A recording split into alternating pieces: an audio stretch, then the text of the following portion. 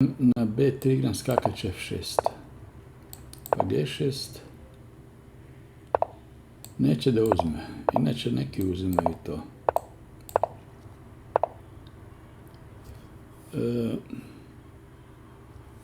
Taj D5.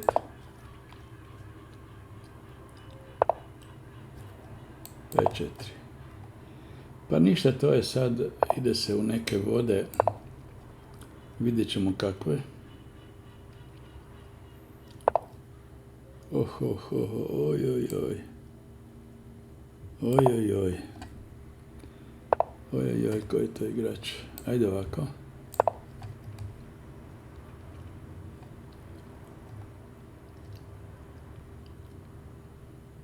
Ovo je slabo igrao, sad ne može F3 uzmem, pa uzmem tu.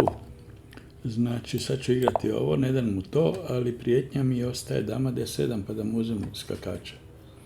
Tako da sve, evo, našao je da prijetim to, dobro. Napredak. Ajde ovako.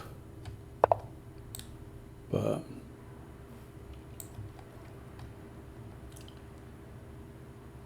kako bi to dalje išlo? Dobro, ovako ću malo. Mora se on sam sredi kako je počeo.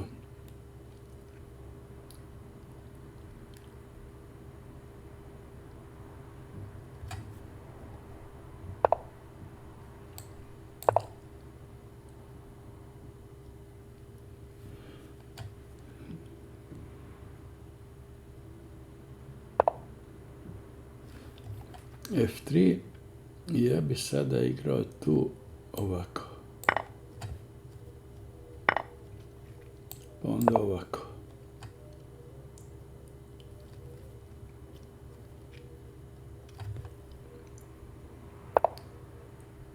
I onda bi igrao ovako. Prijetim skakač G3 sad da mu uzem. Znači ganjam mu u stvari damu.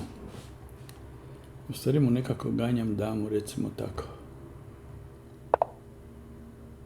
Dobro. Kako da s ovim konjem negdje dođem pametno.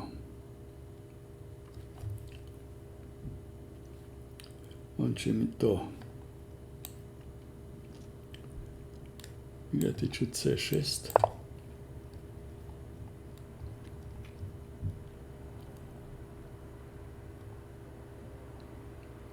Na skakač D2 ja ću dama E6. I onda po liniji. Ovo mu je slab pješak i pa mislim ako mu ga ne pokupim dobro je prošao.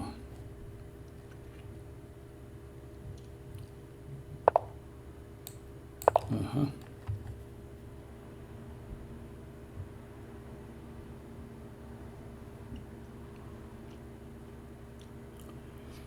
Tako je to kad se igra bez plana, da kažem.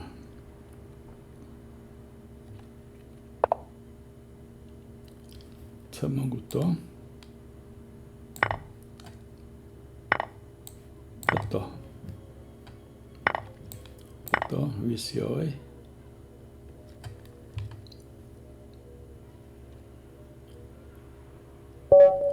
Predao je.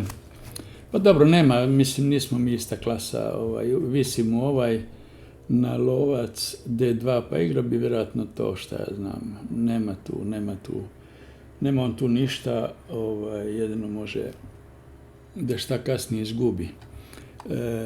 Velika razlika, mislim ne znam, nema osnovnih znanja, recimo tako. Ali ok, idemo dalje i ja vas pozivam i dalje da se upišete na moj kanal, da me pratite i učite zajedno sa mnom. Pozdrav!